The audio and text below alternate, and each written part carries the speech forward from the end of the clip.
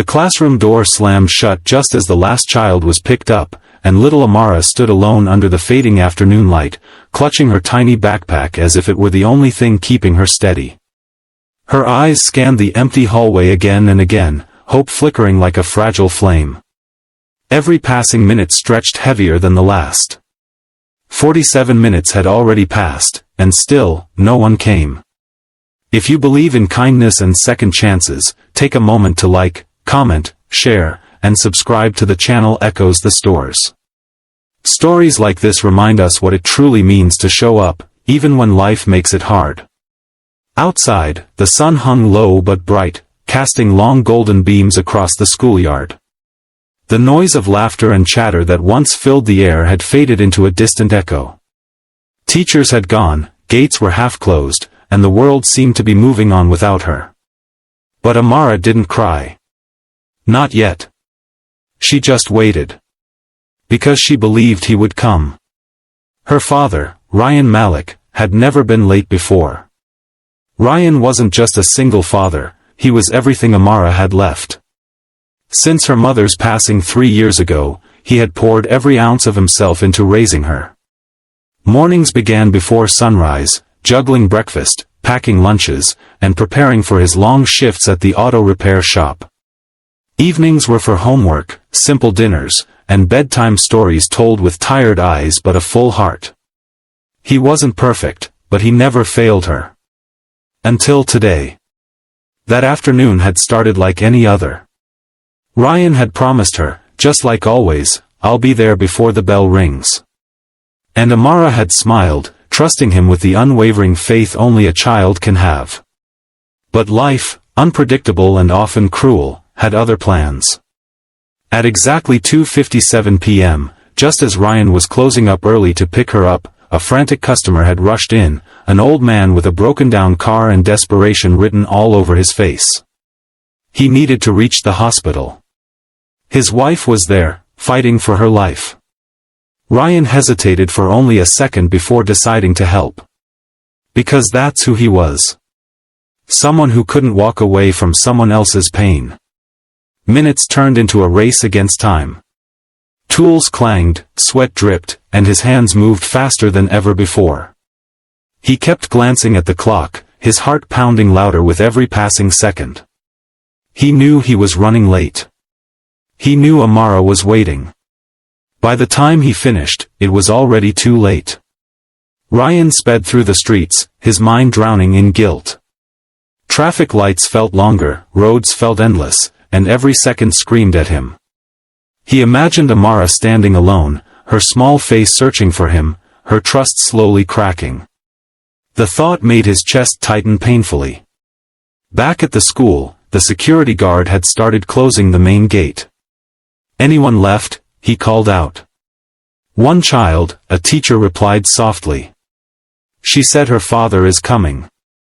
The guard sighed, glancing at the clock. "It's been almost an hour."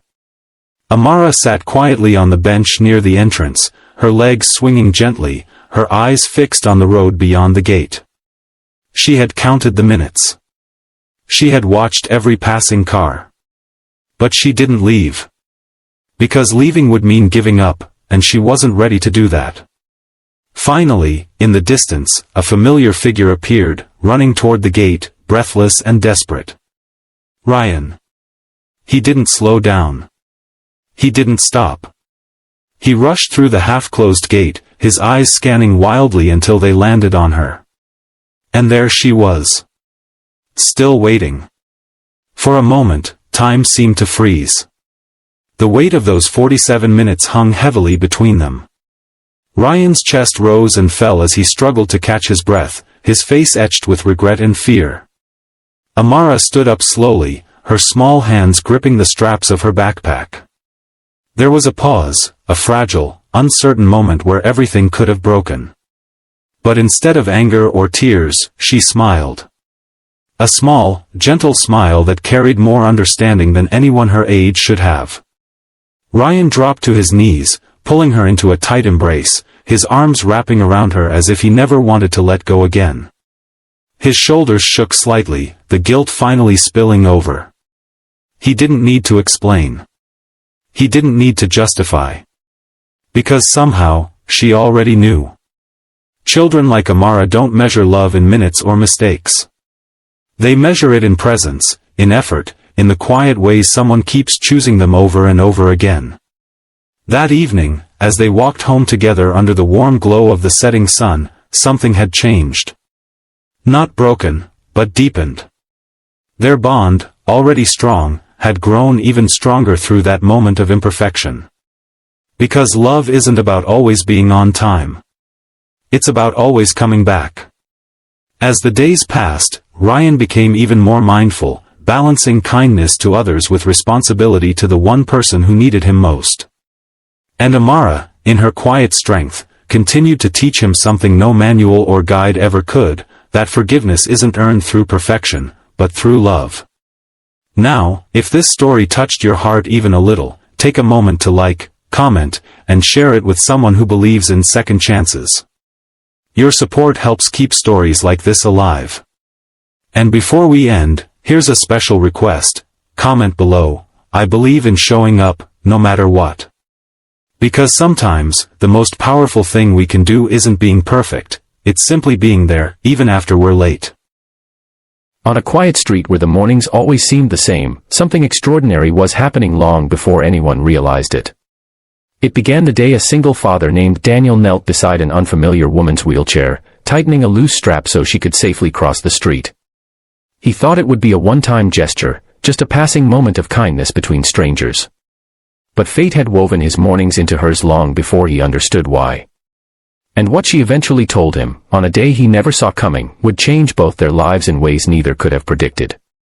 Before we go further, if you believe in kindness, in second chances, and in the power of small good deeds, please like, comment, share, and subscribe to Everyday Heroes. It truly helps the channel reach more hearts. Every morning at 7:40 a.m., Daniel walked his 10-year-old daughter Lily to school. He cherished these walks, their little jokes, her stories, the way she held his arm because she still felt small enough to do so. Raising her alone wasn't easy, especially after losing his wife 3 years earlier, but being Lily's dad gave his life structure, purpose, and warmth that kept him moving. One morning, he noticed a woman struggling at the curb outside the pharmacy. She looked to be around his age, her blonde hair gently curled, her hands gripping the wheels of her chair as though they weighed more than usual. Her right knee was braced, her posture tense with the effort it took to maneuver. Daniel didn't hesitate. He asked Lily to wait beside him while he helped stabilize her chair, guide her down the small incline, and adjust the brake. The woman thanked him softly, and he simply nodded, assuming their paths wouldn't cross again. But the next day she was there again. And the next. And the next. Soon it became a ritual. Daniel would guide Lily across the crosswalk, then rush back to assist the woman with her wheelchair, lifting small bags from the pharmacy, adjusting her foot supports, or simply giving her a few encouraging words. Some mornings she smiled, some mornings she looked exhausted. But she was always there. And strangely, Daniel began structuring his mornings around that moment. He didn't know her story, her struggles, or even her name, yet helping her had become a quiet anchor in his day. Lily noticed too. She'd stand nearby, hands folded behind her back, her smile warm and gentle as she waited for her dad to finish helping. She didn't complain, didn't rush him. She understood her father's heart better than most adults. One rainy morning when the streets were slick and gray, the woman's wheel caught on a crack in the pavement. Daniel rushed to steady her just as she tipped slightly to the side. The fear on her face was unmistakable, and he felt something inside him twist. He held her hands a moment longer than usual, making sure she was steady before letting go. Still, she never offered more than a small thank you. The truth was, Daniel didn't need more. Kindness didn't always need stories or explanations, it simply needed willingness. Weeks passed, trees changed colors, and morning routines became woven like quiet threads between strangers.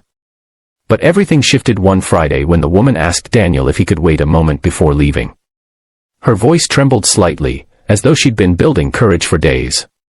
She looked up at him, her eyes gentler, more vulnerable than they'd ever been, and said words he never expected.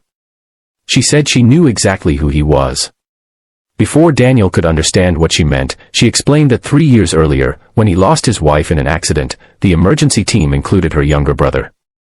He had come home shaken that night, telling her about a man who held his little girl in his arms and whispered promises that he'd never let her world fall apart. Her brother told her he'd never seen a father fight so hard to stay strong for his child.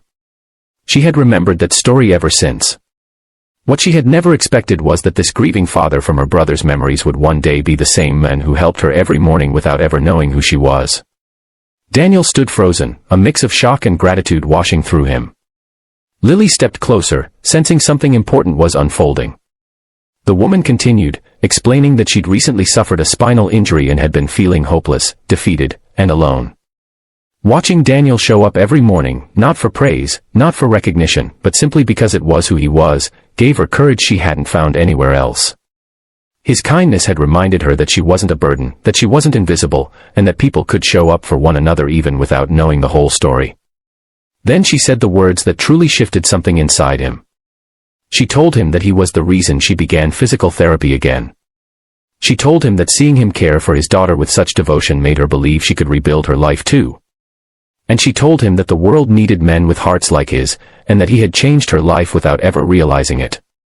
Daniel felt tears rise, something he rarely allowed himself to feel in public. All this time he thought he was simply helping someone through her morning routine, never realizing he had been carrying someone through their hardest season. As the morning sun rose behind them, soft and pale, the three of them stood quietly on the sidewalk, connected by stories, by loss, by resilience, and by the unexpected power of kindness. If this story touched your heart even a little, please take a moment to like, comment, share, and subscribe to Everyday Heroes. It truly supports the channel and helps bring more real, emotional stories to the world. Before we end, tell us in the comments, have you ever helped someone without knowing how much it meant to them? In the end, Daniel walked Lily to school with a lighter heart, realizing that sometimes the smallest actions echo far beyond the moment, and sometimes the people we help quietly carry pieces of our story too. Thank you for watching Everyday Heroes.